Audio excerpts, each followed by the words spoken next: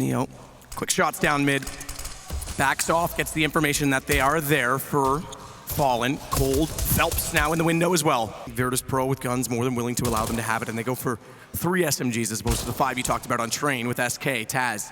Spots Phelps yet again going toward the window. This default stance from SK Game, I actually like this a lot. They're getting the kills they need, and once they push the CDs back towards middle, boosting in positions like the window, ladder room, and managing to find frags all over the place and getting into advantageous position, as we saw from Phelps, in towards CT spawn and then kitchen. Certainly did. Calls it defer. He hits the shot. Here we go again, Phelps. He likes this window. It's like there's catnip in there and he just can't get enough of it. He keeps going back for more. We're not quite going to get to see a full execution just yet, but this time a bit more utility used at the top of jungle. This is interesting. Neo's position times it well. They know that Phelps is wanted inside of that window every single time, and that's the response. They just let them walk into a trap. So yeah, if you've been following DreamHack Masters Las Vegas, you might have noticed that SK and especially Phelps loves that mid window on Mirage. Seemingly every round Phelps tried to get into that window, and with actually quite good success most of the time. And to see how often he got into that window, I had a look myself and came up with these stats.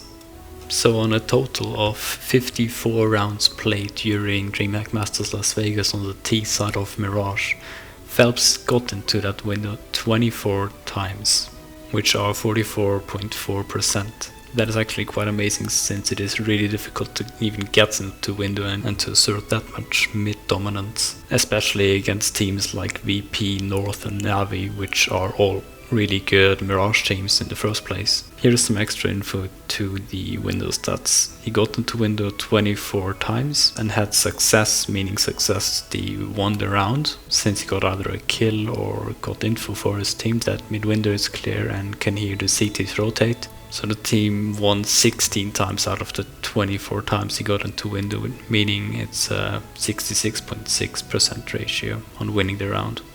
Since I was actually a bit confused looking at these stats and why they all of a sudden boosted into window that often, I had a look on the major stats where they didn't have Phelps and they played with Fox on Mirage.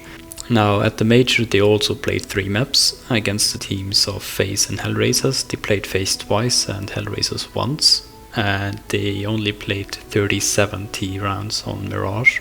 But here's the weird thing, they only boosted into window 2 times out of 37 rounds, which means that's a percentage of 5.4%, which is like really freaking low compared to the 44.4% we had at DreamHack Masters Las Vegas.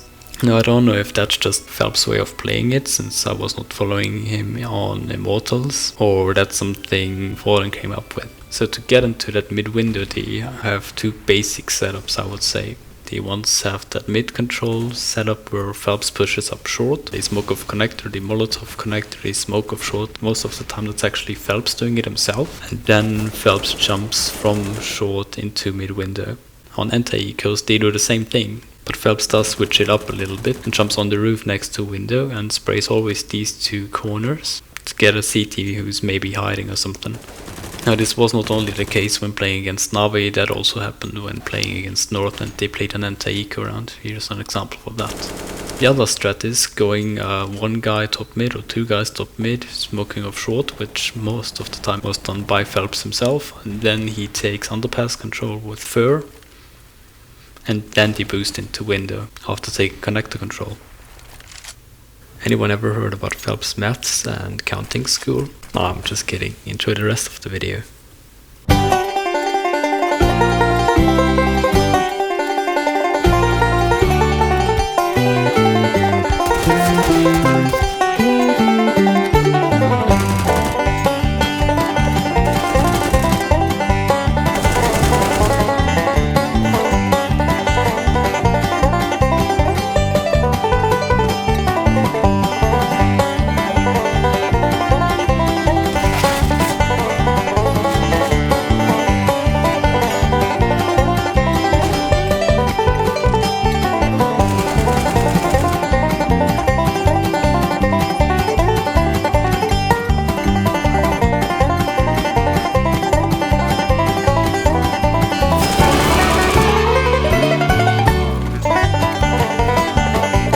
Reiterate, simple isn't Bogdan!